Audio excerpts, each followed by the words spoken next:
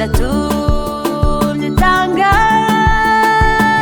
umwana wayo w'ikinege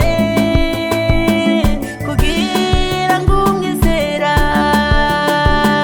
wese atarimbuka ahubwo ahabwe ubugingo buhoraho. Hahirwa umuntu udakurikiza imigambi y'ababi, kandi ntahagarare mu nzira y'abanyabyaha, ndetse ntiyicarane n'abakobanyi. Icyaza akora cyose kizamubera cyiza.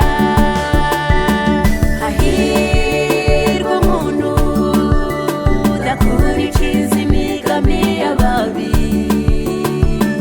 kandi ntahagarare mu nzira y'abanyabyaha, ndetse ntiyicarane n'abakobanyi. Icyaza akora cyose kizamubera cyiza.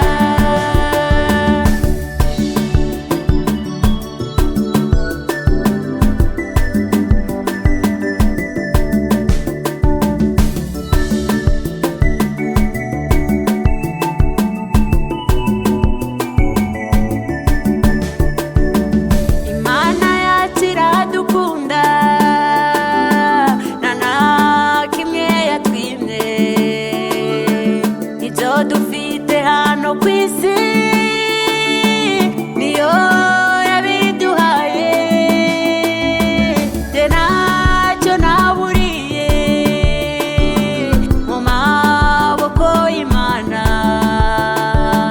Muze dushime umwami Yesu,